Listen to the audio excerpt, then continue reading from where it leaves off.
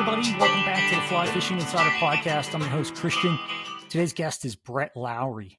Brett is the Trout Boat Cap'n. That's troutboatcapn.com or Trout Boat Cap'n. That's TROUT Boat Cap'n, CAPN on Instagram. So go check them out there. I think you're really going to enjoy it. And what you do is you build rowers and anglers, benches and platforms for boats. So we're going to talk a little bit about that and how important the positioning is of a captain for your rowing and your day on the water, how that kind of makes a play. And then we're going to wrap up the show with 3 of Brett's ideal advice points for anglers. And I think they're really cool because we talked about a few of them, not all of them, but a few of them. And I really like how he approaches it. And then the next thing I want to do is quickly remind you, go to the website, www.ffipodcast.com. We've got a great blog. We've got courses now. We've got all kinds of things going on. So check that out. And of course, subscribe to the show. It always helps us out. But Brett, you've been fishing for 30 years. You're in Arcadia, Illinois. You guide on the local river, the Illinois River, and some other places around there, the lakes and whatnot. But you've been an experienced angler for a long time. And I think what you did was saw a need for like, hey, my day-to-day in the boat isn't as comfortable as it could be. And I have a pretty simple solution to that. That's and right. You started the boat captain, Trout Boat Cap'n. So tell us a little bit about how you came to that conclusion and how that started working out.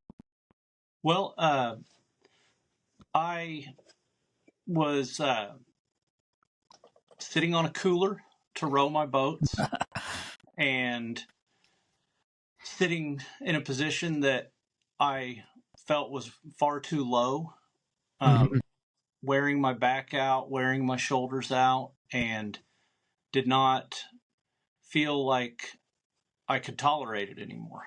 And I was always hearing complaints from other people I knew rowing boats, and it was generally the same complaint.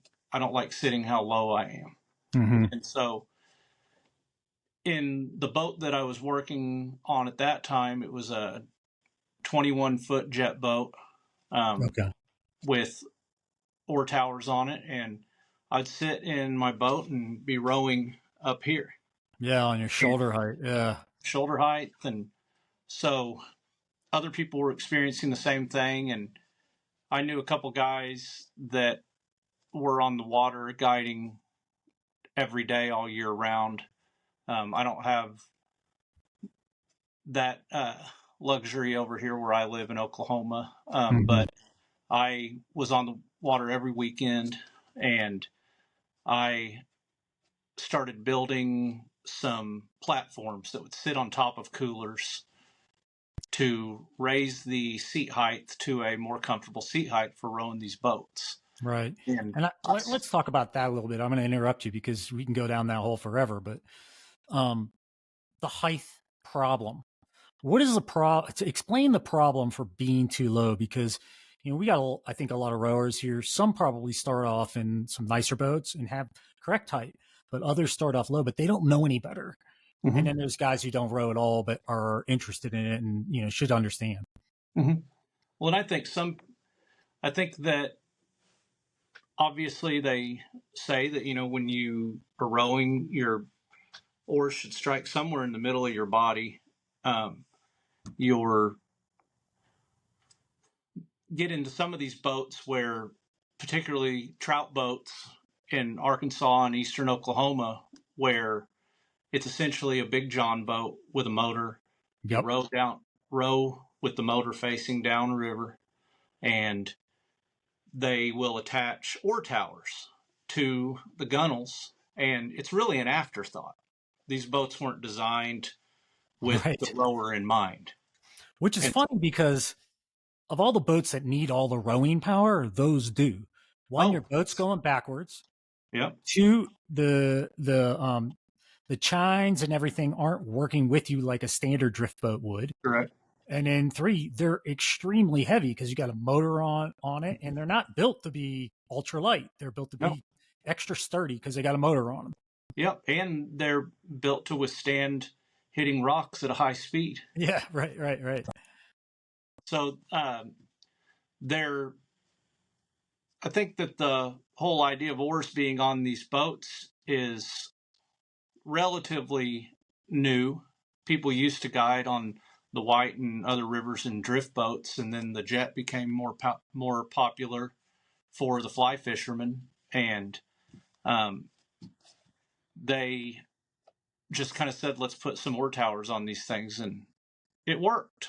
Yeah. But you ask some of these guys that build boats, and I've talked to some of them, and I've asked, how do you take into consideration the seat height or the seat position? They said, we don't. That's up to the guy that gets the boat, and they need to find that on their own, essentially. Yeah. And so most guys sit on a cooler. Floor space is precious in a boat. It's very difficult, in my opinion, to waste floor space with a cooler and not have it being used for anything else. And so I sit on one, and I'd see guys with a couple 2x4s underneath their cooler, sitting up on that. Well, that's not stable, but it gets the job done. It gets you to the right height. Yeah. But it's not stable. And you're still just sitting on a flat cooler or sitting on one of those manufactured pads that break down really quickly and give you no support, or you've got a chair bolted just straight through the lid of a cooler. And anybody that's done that before knows that it doesn't take long before the cooler lid, the holes get the size of quarters, and it's moving around all the time, and and you've ruined your expensive cooler. So I devised a platform that is custom size. Most of the time we're building for the major cooler company size 45 coolers, 50s, 65s. Those are kind of the standard sizes. And it covers the entire lid. It gives you a place underneath you to sit all your tools that you have quick access to. And it allows you to mount a chair on a fixed pedestal or on a swivel through the cooler lid and through the Trout Boat Cap'n itself, which is our bench. And we do I think, unique mounting system where we mount with thick pieces of rubber gasketing to keep the thing from slipping and to keep it clamped down tight. And we've had guys on these things for over a year now. We're a relatively new company, and I haven't heard anybody say that they've had to tighten bolts, they've had to adjust anything, that everything stays put, and it's a zero maintenance thing, except that, like anything that's made of wood, you got to maintain your wood by a yearly refinishing with spar varnish, which is pretty easy. Pretty simple. Yeah.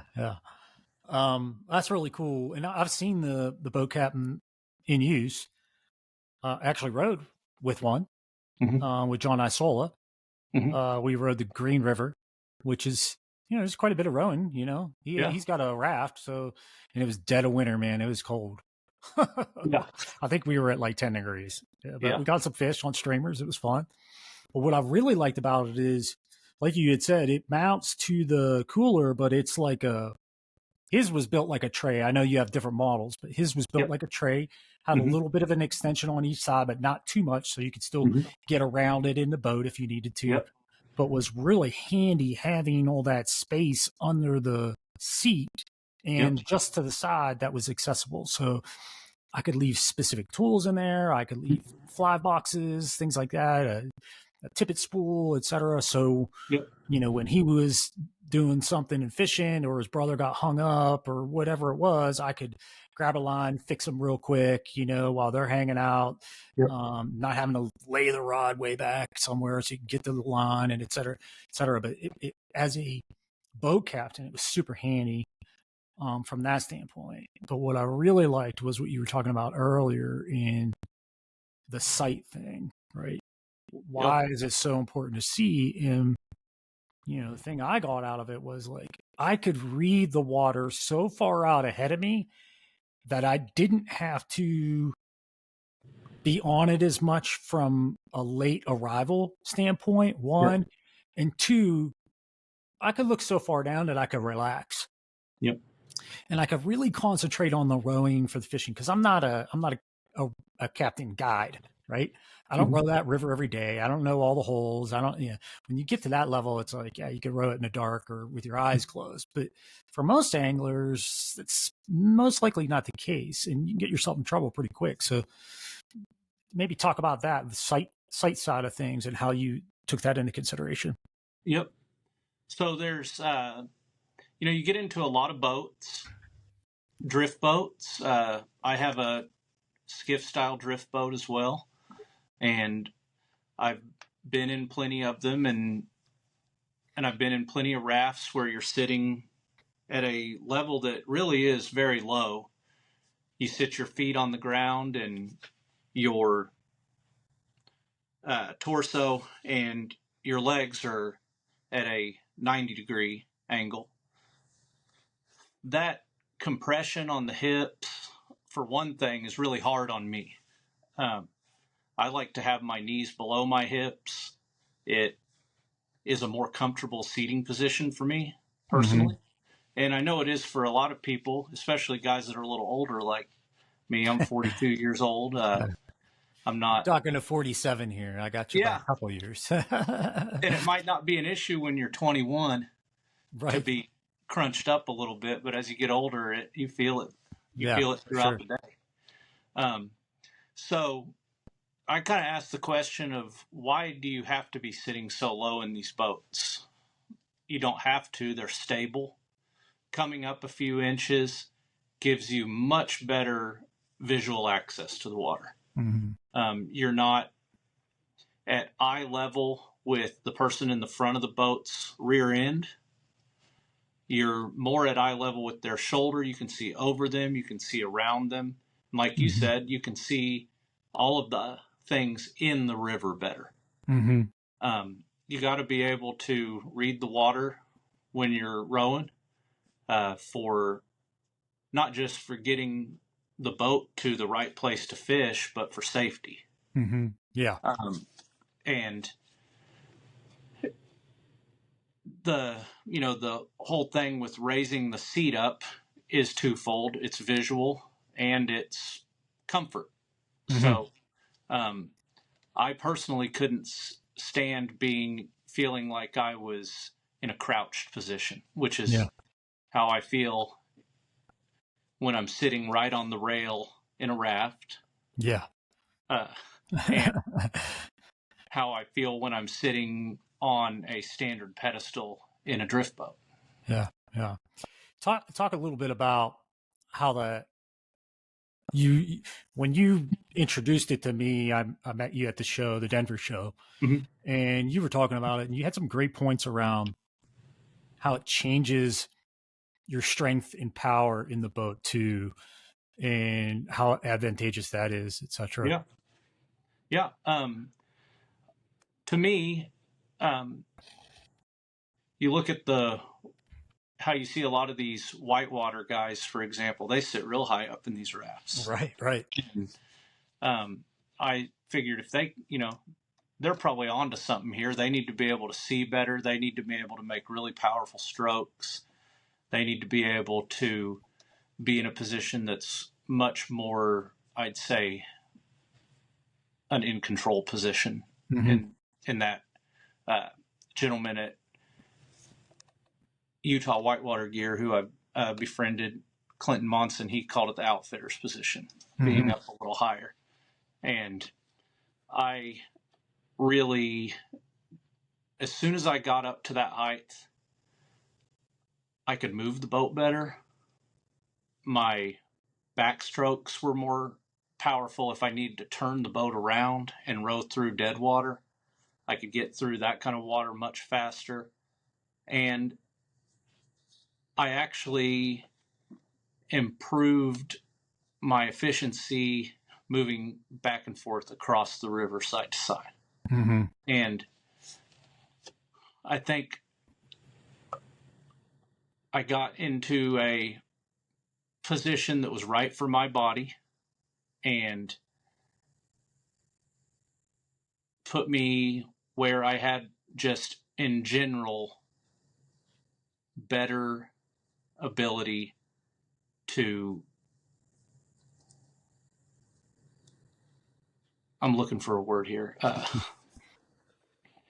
not just move the boat around, but I just had a better, Like water feel. yeah, I know what you're trying to say, but it's hard to say it. It's like it just feels better. overall, you just are like, it's almost like a confidence thing, right? Yeah. Mm-hmm. You feel more confident. You feel like, oh, I'm not relying as much on my grit, right? Yeah. Yeah. I'm able to just maneuver that much easier. Yeah. It's And, easy. and one of the things you mentioned to me at the show that I thought was really cool, and I didn't really think about it till later, was how when you sit up high like that, you change the fulcrum point of the oar. Yes. So you can absolutely have a longer oar inside the boat, Yep. which it's the simple give me a bigger lever and I'll move it kind Yep. of That's right. scenario. And that to me, I didn't really take into consideration while I was rowing, right? Yep. But afterwards, in you bringing it up, and I'm going, now it's all starting to make like mechanical sense, right? Mm-hmm. While it's Yep. working, etc. So Yep. very And there cool. is a component, right, to seat height or length. And I know that there's an equation that there is out there that people use for figuring the correct oar length, but there is certainly some feel to that too. And sometimes you get in a Right. boat and you say, well, these It doesn't aren't, feel, yeah. these don't feel good. Uh, These are too short or these are too long. Um, and in one of my boats, I did not change the oar length at all when I mhm. uh, switched to the Trout Boat Cap'n setup. In one boat, I went from 9 foot to 9.5. And I was like, oh, that's really good. I'm going to try the 10. I tried the 10 and thought the 10-foot oar was going to be the thing. And I used it for a while. And then I went back to the 9.5. Mhm. And then in my newest boat, I just did the same thing. And I went up 6 inches from what I would use if I was just sitting on a cooler. And I've tried the 9.5 and the 10, and they're both great. They both work good, but uh, having that little bit longer oar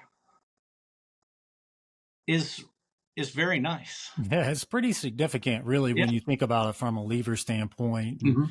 balance and everything else. I mean, if you don't have a set of balanced oars, Yep. 6 inches is a fair amount. Mm-hmm. And then the And, other thing I would throw in there too is, unless I mean, these full time guides, they're probably one of the very few that row their boat, but even on their off days, they go out with their buddies who are other guides, right? yeah. Usually, Mm-hmm. and people swap the captain position. So, being able to have that little bit of change and comfort level in there as well, but adding in those elements of height and power stroke, etc., I think can be super helpful per Yes. se, right? And I've had numerous people that have bought a Trout Boat Cap'n and use it for a while come back to me and tell me that it's amazing how much more command they feel like they have of their boat. Yeah, that's a great way. The command, yeah. Yeah. And guys who say, my back and my hips and my knees aren't killing me halfway through the day, Mm-hmm. which makes a really, that alone is going to be enough for some people to consider trying a product like this to say, oh, is my back not going to hurt anymore? Right. And so, I liked I really liked two things. One was, when I was in the higher seat, not having the and adjust my body just to see over the bow to Yes. see where I was going. Yep. Right. It was very relaxed position. It was more of a it's more of an in-use action than a new action, right? I'm Yep. rowing along and I can see. I can just move my head a little bit around the body in front of me, tilt Mm-hmm. the boat a little bit, boom, I can see. Whereas normally you're like trying to extend, look over, get peering, and Mm-hmm. really manipulating your body to get a good visual perspective. Yep. And I've really enjoyed that aspect of it because I didn't have to, like I said, be this hyperactive and hyper vigilant captain Mm-hmm. um, in a situation where I know the water, but I don't know it great, right? Mm-hmm. So that was really helpful. The other one I really thought was cool was it sounds funny, but netting fish from the captain's seat while Yeah. holding an oar.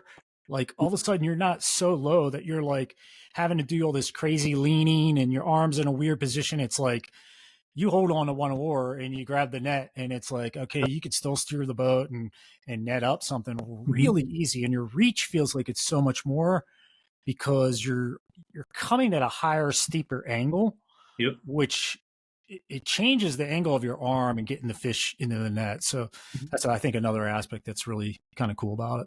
Yep. Yeah, I agree with both of those things. Yeah. It's and you keep coming back to just being able to see the river better. Yeah, yeah.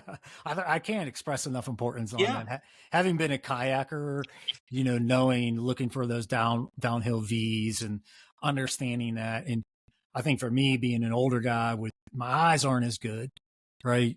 Mm-hmm. And so being able to see that a little bit earlier and understand Mm-hmm. it, study it a little better, position the boat a little better earlier, all those little things just helps me from a standpoint of safety. Because the last thing I want to do is flip a boat, pin a boat, or bang up a buddy's boat or something, Mm-hmm. Yep. Um, so I think as a experienced but unexperienced captain, right? Mm-hmm.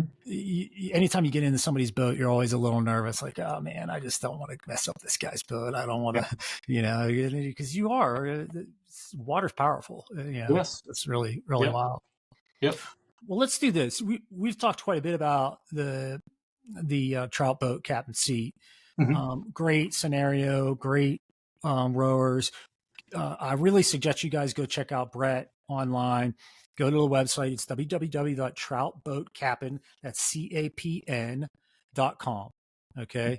Yep. Or check them out on Instagram, which is Trout Boat Cap'n or at Trout Boat Cap'n. Yep. That's two ways to do it. But you said you're on the Illinois River. You mentioned to me you got a couple areas that you like to fish in and around there, and there's some striper fishing, et cetera, and you do some Yep. guiding. Tell us about that area because I don't know much about the fishing out there, and it sounds really compelling Oh, to me. It sounds really fun. yep. So in eastern Oklahoma, um, near the Arkansas border, the Ozark Mountains are present, and there are numerous rivers coming out of the Ozarks, heading towards the Arkansas River. Okay. And the Arkansas River is a big giant river, dumps into the Mississippi uh, over near Memphis, and it takes on a lot of rivers over its course. And after it hits the Tulsa, Oklahoma area, it starts heading east and it picks up several Ozark streams. Okay. And those several of those also are a short tailwater above below a big reservoir.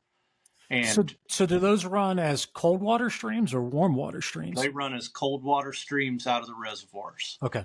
So And they're then they bottom dump. fed, what, Yep. 55 degrees, just Yeah. 50 degrees pretty much Yep. all year long. Big giant, big giant lakes. Okay. And the stripers come up into them out of the Arkansas River in the hottest part of the summer. Oh, very cool. So when they're generating power on those dams all day long and all night, those stripers come up out of the Arkansas River, and you can go catch some really, really nice stripers So on the tailwaters. very cool. So do they run up? So they're running power, so the water's higher, The water's higher, lots of and food in it. there's lots of food in it. I was just gonna Yeah. say, are they almost chumming the water with small bait fish that get sucked Yeah. through, et cetera? And what is the typical kind of bait fish that's getting pushed through there? Gizzard shad. Okay, Yeah. gizzard shad. So they come up and feed on that on crazy. Now, is it? Do you get like topwater fishing because of that too? There's some in you do that with something like a crease fly or something, Mm-hmm. but the most of the good topwater fishing that we're going to be doing is in the upper Illinois River above 10 Killer Lake, and that's summertime smallmouth popper fishing. Ah, okay. So, but the striper fishing, we're going to be mostly fishing shad patterns. Um, that river is the lower Illinois is not, it's not big and wide like the White River in Arkansas is. Okay. It's in a narrow valley. That river will come up several feet in a matter of minutes when they turn the generators on. Mm-hmm. Mm-hmm. And um, there's rock ledges that when they're not making power, you couldn't get over with a motorized boat. Gotcha. And so that water comes up fast, and we run up it in the jet boats and And then like float they do down, in, yep, and just go, like on the white. Yeah. yeah, just like in the White, but we're fishing for stripers instead of trout. What's the average size striper that you're kind of catching? Oh, like I've seen some really big fish caught in there, but I'd say, and I'm not going to give you a poundage, Yeah, but yeah. fish in So this range, two, good, one and 18 a half, inches to 20, 24 yeah, inches 24 to 30 inches. on Good an size average. Gosh, that's on average. awesome. Yeah, I mean, those are nice fish. So what do you they're nice fish? fish. 6, 8 weight kind of thing? Yeah, 8 weights. Occasionally, we'll go out with 10 weights sometimes. Okay. And you're fishing shad streamers, right? Yes. Yep. Now, I know on the white, when we have a shad hatch, I say we because I've been there a couple times, but Mhm. when I've been there, when you have a shad hatch, you fish top water, but Mhm. it could be amazing. But a lot of times, what we'll do is either fish streamers or we'll actually nymph with what is like a white mop fly that kind of Mhm. represents a shad. Do you Yep. do that as well? Well, we'll fish like sometimes wiggle minnows, Okay. which are, just the foam minnows, and we'll strip those across the top water, and that's a good time. And you can have success with that. But really, people try a lot of different things, but it's pretty hard to beat white clouser minnow in White there. clouds, right? Yeah, There's a reason for that, right? I yeah, mean, it looks like it, acts like it, yeah, probably darn near tastes like it. I mean, yeah, that's the clouser for you, man. yeah. And I say this, you don't. It doesn't have to be big and giant. Yep. It, you know, they'll eat all sizes of things. So Now I haven't caught striper on the fly. So tell me a little bit about that. Are they like a smallmouth in that they eat usually pretty hard, good fighters, those kind of things? I mean, yeah, I've caught striper in the ocean, right? well, But I mean, it when they eat it. yeah, I mean, they're yeah, it's a big 18 fish. to 24-inch fish, right? Yeah, it's a big fish. I mean, it when they eat it. Um, but they're in a river with a whole lot of current. Uh, and the Yeah, Illinois River, when they're making power, has a lot of current. that's Like interesting. Yeah. it's moving, and uh, they're they're a good fight. They will run pretty far, Okay. and probably your biggest thing in the Illinois River is that there's so many sunken trees in the Mm, river. Is you just got to try if you can to keep them from going into those big brush piles right. that can be out in the middle of the river. Like almost give them that like little bit of leeway at the first to burn off the hyper power, and then it's like put the wood to them and Yep. really kind of get them in. Okay, Yep. I like it. And then there's another tailwater that's about 30 minutes away that's called the Grand River, and it's a much bigger river.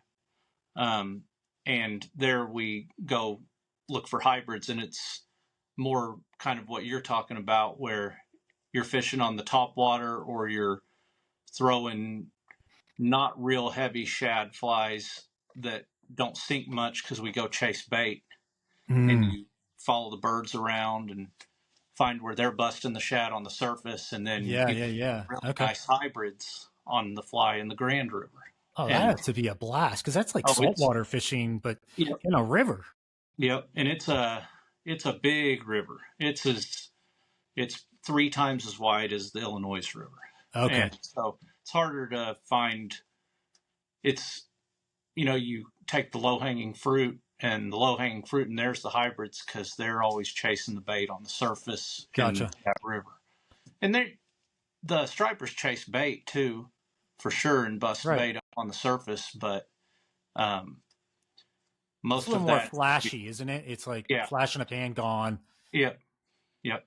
Yeah. Whereas those hybrids will be in big schools together, Okay. and 100 of them busting on the surface at one Oh time, man, that just has to be so much fun. and it's a lot of fun. Yeah, Yeah, I could imagine it. So, are you fishing? What are you fishing for? Like tippet strength, leader strength? Are you fishing like a 2X plus? zero most Yeah. all the time. Okay. Yeah, or So pretty heavy with that kind yeah, of fish. or 15 or 20 pound test. Yeah, Yeah, pretty stout stuff. yeah, So you can horse on one pretty good. yeah, yep. Yep. Okay, cool. And for the smallmouth, I smallmouth fishing with poppers, I'm just using 1 or 2X most of the time, and Okay. sometimes zero, just depending on where we are. Where you are. Now, that's up on the reservoir. Talk a little bit about That's that. You mentioned that earlier, but that sounds like, you know, really fun smallmouth fishing. yeah, and that's above the reservoir. So we've got uh, 65 miles of Illinois River above the reservoir uh, that is just incredible smallmouth fishing. So this is on the river above the reservoir, not actually Above in the the reservoir. reservoir. Okay. That's Gotcha. and so it dumps into Ten Killer Lake, which is a beautiful lake, large lake that is a recreational lake. People water skiing on it and Mm-hmm. fishing.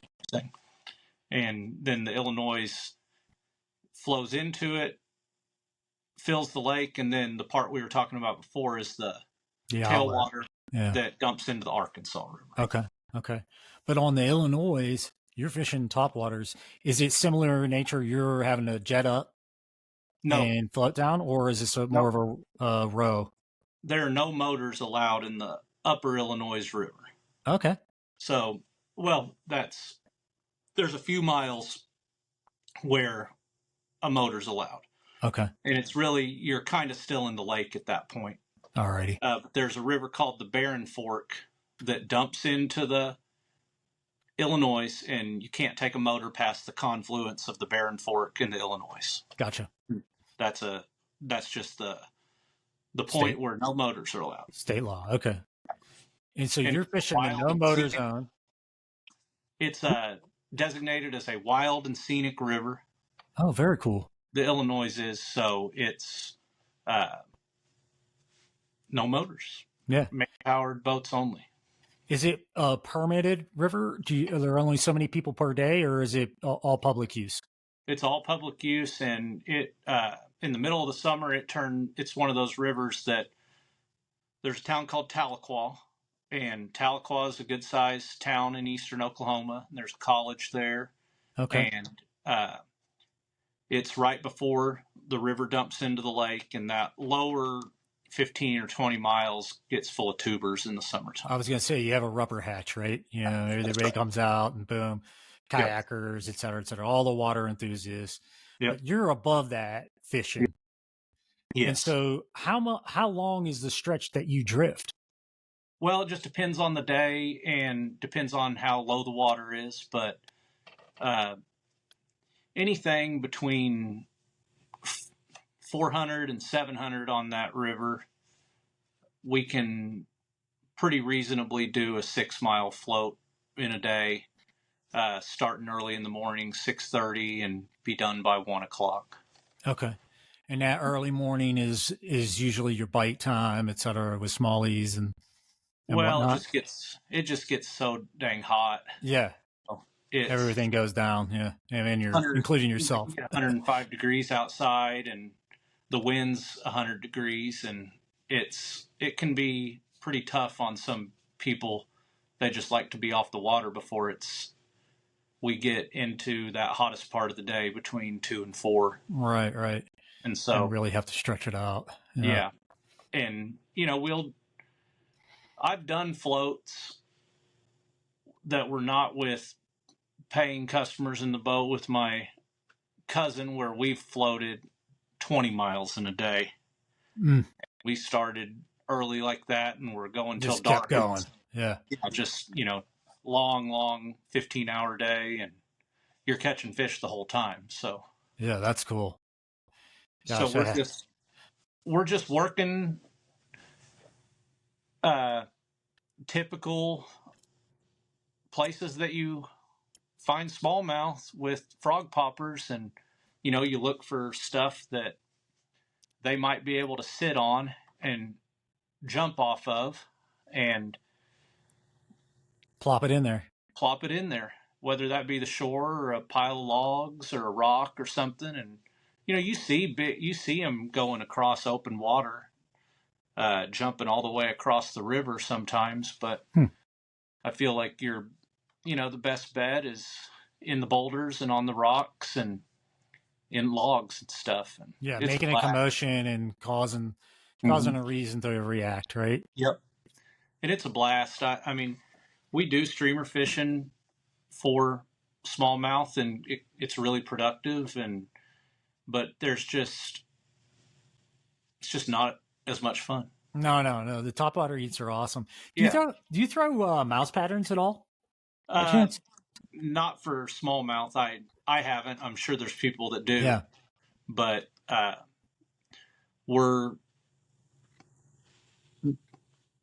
I'm kind of I like to keep it simple. Mm-hmm.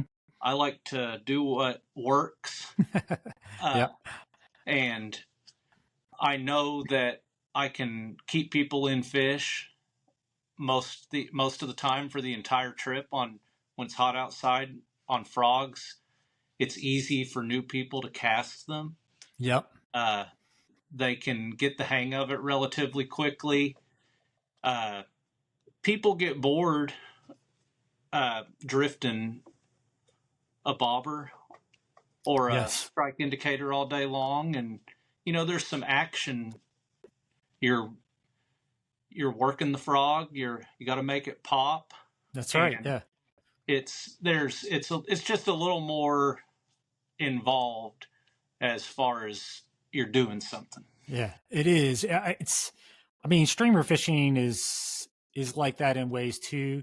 But Yep. I think when you have that visual of like a mouse or a fly popper type Mm-hmm. style, what I really enjoy about it is when you get a good cast or when you get good pops, it's like these micro wins, Oh right? yeah, yeah, Internally, it's like a little dump of, endorphins for you. And you're yeah. like, okay, yeah, that was, and then when it all comes together, it's like, it really, because I think of the visual aspect, you Mm-hmm. really feel like I did that. That wasn't by chance catching a fish. I Oh did yeah, that, right? yep, And there's something super gratifying about that. I mean, it's like fishing a dry fly to trout in a stream, and you're like, oh, I see the fish feeding. I made a couple casts over it. They weren't great, but when I made the perfect cast yep, in the right drift, that thing ate, and it's like, no, I figured that out, right? yep. Not that was just an opportunity. That's right. And streamer fishing, uh, the funnest time in Oklahoma to fish of the year for streamer fishing is coming up real soon. It's the sand bass season, and it's not really, I say season, but when the water turns 55 degrees, the sand bass start running out of the reservoirs and they Mm. run up the rivers to spawn. Okay. And they run in big schools. You chase the schools and you're fishing shad and bait fish for them. And I'm not saying every day is like this, but you can easily have days where everybody you got in your boat caught double digits fish without, which really matters to some people. Yeah. Yeah. Right. And where it's just kind of the bonanza thing, Yeah. you're Yeah. just going to catch probably a lot of fish when the sand bass are running. Right. That is too cool. And The so sand, it's February 23rd right now. So that happens like mid-March yeah, kind of thing. yep. And the sand bass we talked about the hybrid earlier, and the hybrid is the hybrid between the sand bass and the striper. Mm-hmm.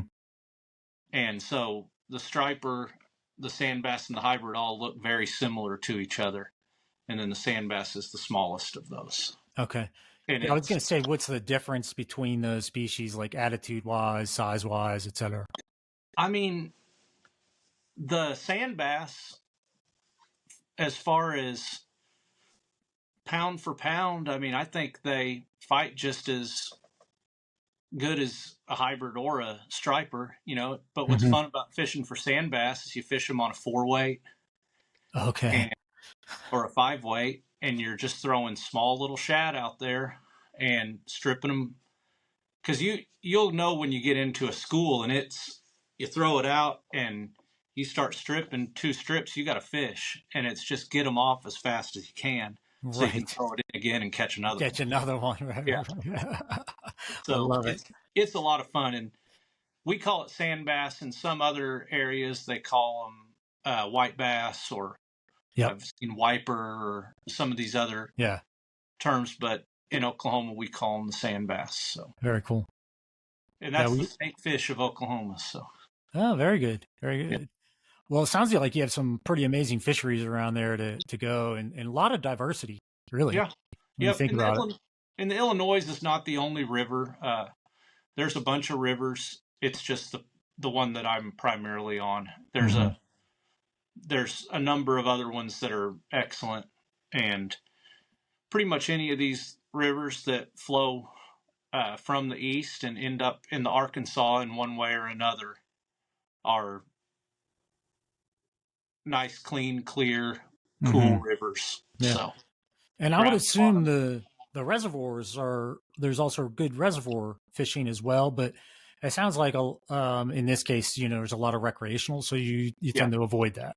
Yep. And I don't do a whole lot of lake fishing. We go out. We have a lake right by my house, and my wife and I go out on the lake and cruise around in the boat and do some Mm-hmm. bank fishing, fish on the banks and stuff, and Yeah. for fun. Uh, and I grew up going to a lake with my parents a lot called Grand Lake, also up in that same area around Tenkiller, and it's a big, beautiful recreational lake, and it's got 2 fantastic rivers that dump into it too that are much like the Illinois, and Interesting. that we do the same thing on the Elk River and the Spring River. Okay. Okay. So it's and the Neosho, but mostly the Elk River is probably the just as good as the Illinois River is as far as just being great smallmouth fishing. Yeah. I love it. You're the guy who's going, oh yeah, and this one. Yep. Yep. It's like never ending. It sounds like you got a plethora there. Well, let's do Yeah. this. We're about 40 minutes into the show, 45 minutes in the show. Let's wrap up with your 3 solid tips about fly fishing. All right. Well, I'll give a tip on a boat, which is, one size does not fit all, Mm-hmm. and you don't have to get in a boat and just because it's the way the manufacturer made it, that's the way it has to be for you. Do what you have to do and what you need to do to make your boat comfortable and work for you. Um, there, that's what I did with the Trout Boat Cap'n, and there's countless other products and hacks that I see that other people do in boats, doing something to make the boat work better for them. That's right. Yeah. That's a good Boats. point. I mean, think about your car, right? Yeah. You get in your car. I think everybody does, not everybody, but 90% of the people do adjust the mirror, right? Kind of Yep. stuff, right? Slide my seat a little bit. Okay.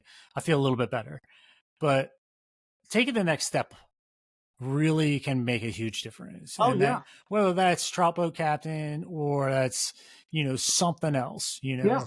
gear storage, whatever, cleaning up things. I'm really big on boats, and my buddy is the same way, and I love it. And he has a boat. I've helped him do work on it, but we're constantly cleaning it of things that your line can get hung up on. Oh yeah. It's like nonstop. What can we do to get rid of that? What can we do to get rid of that? And, Yep. as much as like, oh, well, we're going to zip tie that down. But if we zip tie that down, we're going to shrink wrap the zip ties because we don't want our Yeah. line to hit it.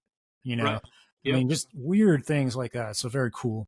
Yep. All right. So tip number 2 is Tip number 2, I guess, is a fishing tip, but it's not a fishing tip. I think the most important thing that anybody can bring to a day fishing is a good attitude and right size expectations for themselves and for the person that's taking them fishing or the person they're taking fishing. Yep. I've had plenty of days in my lifetime where a person I'm in the boat with, you couldn't get away from their attitude, Mm-hmm. And I just try to be positive myself, keep a good attitude myself, and be happy because I'm fishing. That's right. That is such a And great point, man. I really appreciate you bringing that up because it's so easy to forget that you're fishing, yeah, right? you're Like, fishing. I mean, I think the way I would put it is try to fish without expectations, Yeah, right? In a lot of ways. yeah, And when you kind of relax, and I don't really have an expectation for today. I might have a plan, yeah, but I don't have an expectation. And you relax because I find myself, and I'm curious to hear what your response is sometimes if I have an expectation, I feel like I'm pushing, oh yeah, and it's not clicking the same way. And then all of a sudden you relax and settle in, and it feels like things fall together. Is that do you run into that? yeah. And I think that you can put that on somebody else too. Yeah, you're right. And The guy who's in the boat who's just like there to have fun, yeah, like you never kick that guy out of your boat, right? no, But the no, guy who's there with the expectation and the bad attitude, you're like, yeah. I don't know if you're going to be in the boat next time. Well, and also it's like sometimes as when I've got people in my boat, I just tell them, I want you to have a good time today. Yeah, That's what we want. And hope we can catch some fish. And I think we will. But uh, a person can also, sometimes guides really want you to catch fish really bad, mm-hmm. worse than you do, even Yeah, maybe yeah, sometimes. yeah, yeah. And I think that uh, can really turn some clients' days not very good because they feel like they're there to have fun. I think it cuts both ways. Sometimes the Yeah, they're clients letting you down, right? have fun, and the guide really wants them to catch fish and wants them to do things the way they want them to do them. And it can really be a down on some people who were just there to have fun. So I Yeah, think if you just kind of focus everything on having fun, being happy to be there, all the other stuff, if you catch a bunch of fish, you'll be even more happy. that's right. Yeah, good So, point. yeah. We had a guy on the show, Brian Hilbert, He's a guide. And you guys should go back and listen to the show if you haven't listened to it. He said one of the things that I really appreciated more than anything else from a guide, and that was, you know what, Christian, I focus on the things I can control. Yeah. I can control that I have a lunch ready for everybody. Yep. I can control that the boat is clean. I can control that my gear is in good order. I can't control the weather. I can't control how the fish are biting. And when he started to break it down to that, it was like, yeah, you're right. You control all those other things and you're increasing your odds. But wishing for fish is, you're not doing anything. No. I mean, you're just worrying, right? So Yep. focus your worrying or wishing on things that you can control, and man, it sets it all up. So Yep. yeah, And that's, those are things that you can control. Something that I do in my boats is I like to have 2 coolers because I want to make sure lunch is dry because that's a thing that I can control. Right. And nobody, a bad day is made worse by a wet sandwich, right? That's right. Yeah, my buddies, they bring 2 coolers too, but that's just the backup cooler of beer. Yeah. From the first cooler of beer. Got the wet one with ice for all the drinks in it, and then I got the dry one that has the food in it with ice blocks. I like it. And in Oklahoma, that is needed because boy, does it get hot. Oh, it gets hot, man. I worked a summer in a parking garage, laying down like paint on a membrane at the Tulsa, Oklahoma hospital. And I can remember the heat was absolutely brutal. Oh, it's absolutely. Brutal. Yep. Yeah. Well, let's do this. Last tip, number 3. Number 3, I will say that I had a teacher when I was in college that told me, and I'll never forget this, it's something I think about all the time. He said that you will never be able to be really good or proficient at anything if you do not love learning. And he said you have to keep your love of learning going. And so I never want to be where I think I know everything or I think I can't learn something from somebody. And so no matter whose boat I'm in, no matter where I'm going, I got my ears open. I want to be a sponge and I want to learn as much as I can from that guy, whether he's got more or less experience than me, because I can learn something from everybody. Yeah. Learn something that I can use and learn something that I can go tell somebody, holy crap, I just saw this dude do this. Yeah. Right. What an amazing story, right? Yeah. And memory. Yeah. And it's like, I'm using that. Or, oh, I've heard about that. I'm not using that. You can learn it both ways, you know? That's right. That's a good point. So I just want to always be learning. You can learn something from everybody in fishing. You can learn something from everybody in just about anything if you're keep your mind in that position where you're like, I'm gonna learn something today. Yeah, so. And as anglers, we're naturally inquisitive, right? So I think we all like learning. And well, that was some sage advice that you got. Yeah. And yeah, I appreciate you sharing that, man. That's really cool. We're gonna wrap the show up with that. I mean, that really is it. Like, keep learning, and it's in all realms of life, and including fishing. So, Brett, once again, thanks for being on the show. Really appreciate it. Had a great time talking about not only the rower seats and benches, but the fishing in your area. Super cool. You're just a wealth of knowledge. I hope some people really look you up, start to give you a chance in following and whatnot. So guys, go to www.troutboatcap'n. That's troutboatcapn.com or at troutboatcap'n.com. Thanks again, Brett. We'll see you guys next week. And we'll have another great guest. We'll see you.